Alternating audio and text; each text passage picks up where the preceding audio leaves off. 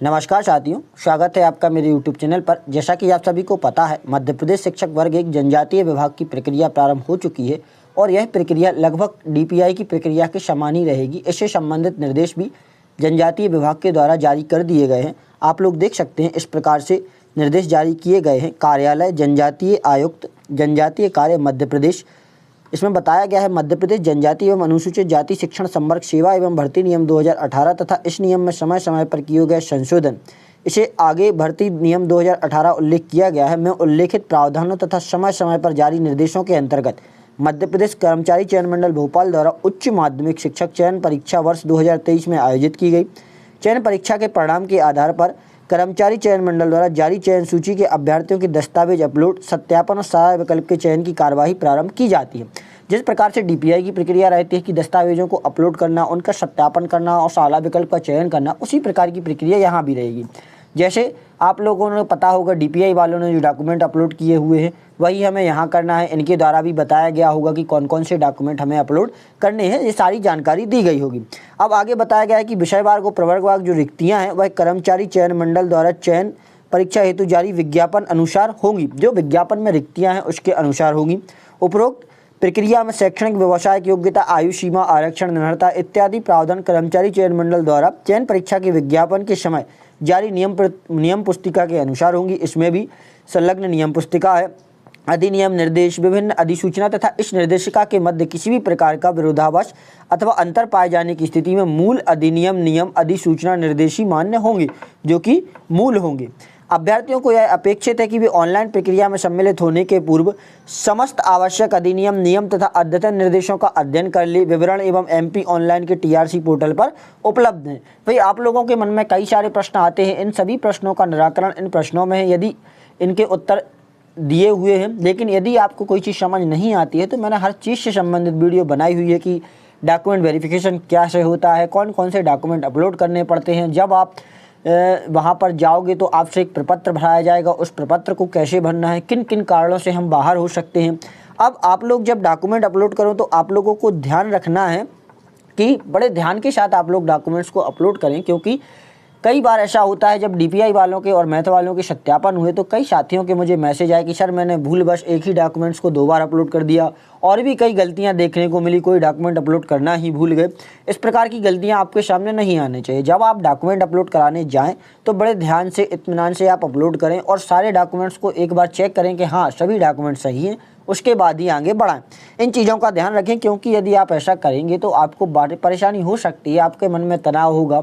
हालांकि ऐसा होता कुछ नहीं, दिक्कत कुछ नहीं होती है, बाद में अलाउ कर दिया जाता है, लेकिन फालतू में आपको तनाव नहीं हो, इस प्रकार से हमें पहले ही सावधानी रखनी है। दस्तावेज अपलोड एवं सत्यापन की प्रक्रिया है कि कर्मचारी मंडल द्वारा जारी चयन सूची में सम्मिलित अभ्यर्थी को TRC MP ऑनलाइन पोर्टल पर संलग्न परिशिष्ट 1 के अनुसार दस्तावेज निर्धारित समय अवधि में अपलोड करने होंगे। दस्तावेज अपलोड करते समय अभ्यर्थी को यह प्रविष्टि करनी होगी कि वह किस जिले में अपने दस्तावेजों का सत्यापन कराना चाहते हैं। अतिथि शिक्षकों को उसी जिले में दस्तावेज का सत्यापन कराना अनिवार्य होगा जिस जिले में उनके द्वारा अतिथि शिक्षक के रूप में कार्य किया गया हो। एक से अधिक जिलों में अतिथि शिक्षक के रूप में कार्य करने पर उन्हें उन्हीं जिलों में से किसी एक जिले का चयन करना होगा जिसमें उन्होंने वहाँ पर कार्य किया है। इसी चरण में अभ्यर्थियों को दस्तावेज अपलोड उपरांत शाला विकल्प का चयन भी करना होगा और चयनित अभ्यर्थी को पोर्टल पर दर्शाई गई समस्त शालाओं का चयन करना अनिवार्य होगा। जिन अभ्यर्थियों द्वारा प्रोफाइल पंजीयन कर दस्तावेज अपलोड व शाला विकल्प चयन पोर्टल शुल्क का भुगतान नहीं किया जाएगा, उनकी नियुक्ति पर विचार नहीं किया जाएगा। इसके पश्चात इस संबंध में किसी तरह के आवेदन पर विचार नहीं किया जाएगा, वह मेरिट क्रम के आधार पर नियुक्ति का दावा नहीं कर सकेंगे। इस प्रकार से इसमें जानकारी दी गई है और लगभग सभी जानकारी सेम है। अतिथि शिक्षकों के प्रमाण पत्र के लिए भी दिया गया है कि भाई स्कूल शिक्षा विभाग के अतिथि शिक्षक के प्रमाण पत्र के लिए जिला शिक्षा अधिकारी द्वारा हस्ताक्षरित चलता है और जनजातीय कार्य विभाग के लिए जिला संयोजक, सहायक आयुक्त जनजातीय कार्य एवं अनुसूचित जाति विकास द्वारा अपने हस्ताक्षर और पदमुद्रा से जारी किया गया प्रमाण पत्र होता है। यदि अभ्यर्थी द्वारा अतिथि शिक्षक का कार्य करते हुए उसी शैक्षणिक सत्र में नियमित छात्र के रूप में उपाधि अर्जित की गई है तो इस संबंध में निम्नानुसार कार्रवाई की जाएगी। आप लोगों ने देखा होगा कई छात्र होते हैं जिन्होंने अतिथि के रूप में भी कार्य किया है और कोई डिग्री भी की हुई है, साथ में कोई शैक्षणिक सत्र में नियमित छात्र के रूप में कोई उपाधि की है। तो जिन अतिथि शिक्षकों ने जिस स्थान पर अतिथि शिक्षक के रूप में अध्यापन कार्य किया है तथा उसी मुख्यालय से भिन्न स्थान के नियमित छात्र के रूप में उपाधि प्राप्त की है तो इस अवधि को छोड़कर शेष अवधि में न्यूनतम 3 शैक्षणिक सत्र या 200 दिवस शासकीय विद्यालय में अध्यापन कार्य किया गया है तो अतिथि शिक्षक के रूप में मान्य होंगे। यानी आपने जिस सत्र में रेगुलर में आपने कोई डिग्री या कोई डिप्लोमा शैक्षणिक योग्यता की है और उसी सत्र में अन्य जगह आपने जिसका मुख्यालय अन्यत्र है आपने वहाँ पर अतिथि के रूप में कार्य किया है, अन्य जगह पर आपका मुख्यालय है जहाँ से आपने कार्य किया हुआ है, तो आपका उस सत्र को छोड़कर बाकी सत्रों को ले लिया जाएगा। लेकिन अगला क्या है कि भाई यदि अतिथि शिक्षक द्वारा अतिथि शिक्षक अध्यापन के साथ साथ मुख्यालय से भिन्न स्थान से नियमित उपाधि प्राप्त की है, अतिथि शिक्षक के पास उन्हीं 3 शैक्षणिक सत्र में 200 दिवस का अध्यापन कार्य अनुभव है तो उसे शिक्षक के अनुभव का लाभ प्रदान नहीं किया जाएगा, क्योंकि भाई यदि उसने सेम में वहाँ कार्य किया और सेम में अतिथि भी किया है और सेम में शैक्षणिक योग्यता प्राप्त की है और केवल 3 साल कार्य किया तो उसको अतिथि के रूप में मान्य नहीं किया जाएगा। यदि और ज़्यादा आपने कार्य किया है तो उस सत्र को छोड़कर यदि आपके पास बाकी 3 सत्रों में 200 दिवस हो रहे हैं तो आपको ले लिया जाएगा। इस प्रकार से अतिथि के लिए भी जानकारी दी गई है। और महत्वपूर्ण तिथियां यह हैं कि भाई 6 अगस्त से लेकर 8 अगस्त के बीच आपके दस्तावेजों को अपलोड करना, ये सारी चीज़ें शाला विकल्प के चयन प्रोफाइल अपडेट की प्रक्रिया रहेगी और अभ्यर्थियों द्वारा अपलोड किए गए दस्तावेजों का जिला स्तर पर सत्यापन 12/8/2024 से 14/8/2024 तक होगा।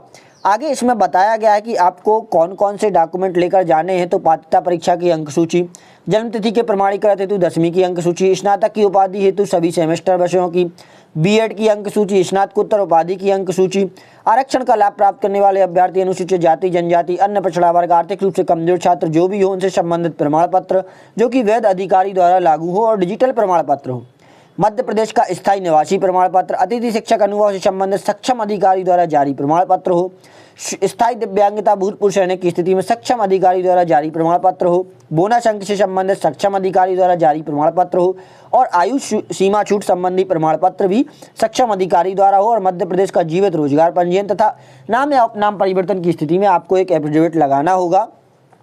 आगे इस प्रकार से आपको जब आप सत्यापन के लिए जाएंगे तो एक प्रपत्र दे दिया जाएगा जो आपको भरना होगा, जो मैंने आपको बताया किस प्रकार से भरना है कि भाई यहाँ पर अपना नाम भरना है, यहाँ पर आपको पिताजी का नाम या आपके पति का नाम, यहाँ अनुक्रमांक भर देंगे आप, यहाँ पर विषय भर देंगे, पता भर देंगे, मोबाइल नंबर और मेल आईडी। इन सबको भरने के बाद आप यहाँ पर टीईटी की जो अंक सूची है उनसे संबंधित जानकारी भरेंगे, फिर चयन परीक्षा की अंक सूची से संबंधित जानकारी, फिर आपकी श्रेणी और जाति प्रमाण पत्र होगा तो यहाँ पर हम उसका जाति प्रमाण पत्र भर देंगे यदि आप कोई आरक्षित कैटेगरी में आते हैं। हाई स्कूल हायर सेकेंडरी के अनुसार जन्म तिथि यहाँ पर भरनी है।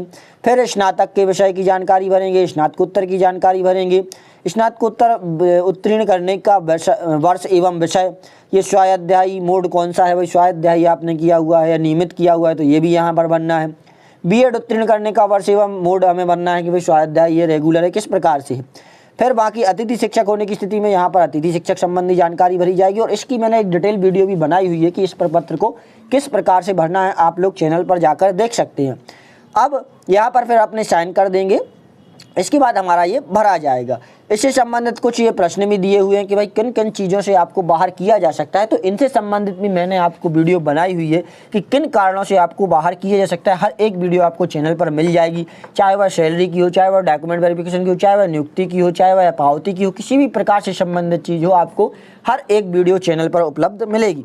आशा करता हूँ आपको जानकारी पसंद आई होगी और वीडियो अच्छी लगी होगी। वीडियो अच्छी लगी हो तो लाइक करें और चैनल को सब्सक्राइब करें तथा अपने दोस्तों के साथ शेयर करें। धन्यवाद।